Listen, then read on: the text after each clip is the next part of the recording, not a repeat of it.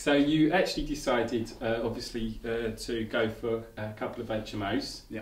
A number of people, first-time investors, are really being told now to look at that as part of their property portfolio. What were the advantages? And because there's advantages and disadvantages, some people feel that you've got more maintenance, etc. But what was the things that attracted you? How did it fit in with your requirements? Well, it was mainly the higher return on the investment. The fact that the voids for one of them, if you don't really get any voids, if you get one person not in the property, it's just one room. You're still going to make enough money on the month normally to cover the mortgage or to be an income for you if you own the property outright. So that was one of the main attractions for the HMOs. Secondly is that the amount of money for the maintenance and for the costs and everything else, it didn't worry because you had that constant regular income that even if there was a down period, you can do one room, not the whole property. Where I've had a property before where you've had that downtime or you've got to do that reinvestment into the property, and that's not just the month you don't get any rent, it's also the time and maintenance for the next month before you get somebody else back in. So HMOs for me had the regular income that I was looking for.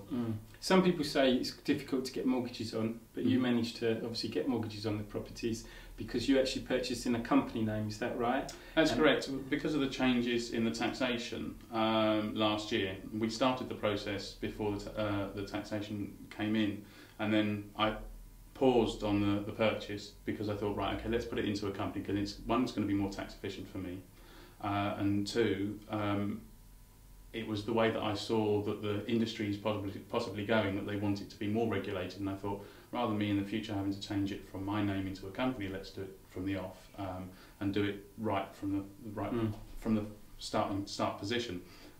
So putting it into a company definitely was the right idea for me, and actually was slightly easier to get the mortgage than it was in my own name.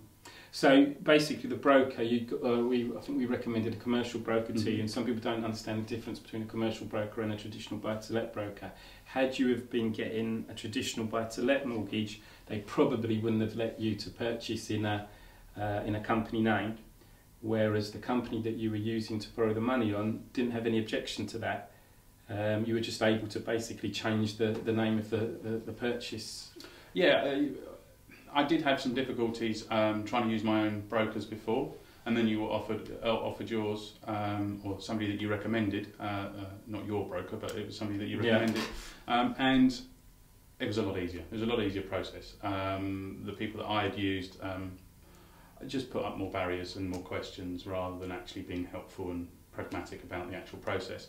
And with regards to the actual mortgage itself, it was an easy process to put it under the company name. Yeah, for sure. Well, a lot of people come in here all the time. They think it's actually very difficult to get a mortgage in they're told it's very difficult to get a mortgage in a company name, but again, they're using traditional high street brokers quite often. I think I agree with you that now, especially with the tax changes, more and more people want to purchase in company names, and the flexibility, because the difference is it's a commercial mortgage, which means they're okay with the obviously purchasing the company name, but also you haven't got the 6-month rule.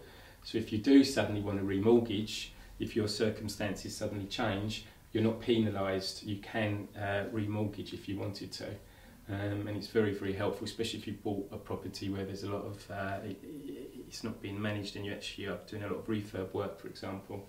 You can then maybe enhance the value and get it out. So it's great that because a lot of people come into things, they do things, they're not thinking. In property, you've got to think all the time, and you even had to think before you'd even bought the property. Suddenly changed, and then you've made a decision now that hopefully will stand you in good stead for the next 5 or 10 years, because you can have obviously properties under that trading name now, can't you? In effect, you've created a company. Well, I was very lucky because we started the process. I'd already agreed with the solicitors for the work to be started, and they agreed on a certain price, and then I said, hang on a minute, I want to change it from my name, and they had to do some reapplications, and I was very fortunate that there was no extra charges in that. It was a longer period for that to happen, but that was on my own side because I said I needed to change it into a company. Yeah. So the process may longer because I wanted to put it into a company, but that's only because we'd already started the process. Yeah. So it's not necessarily a longer process in general.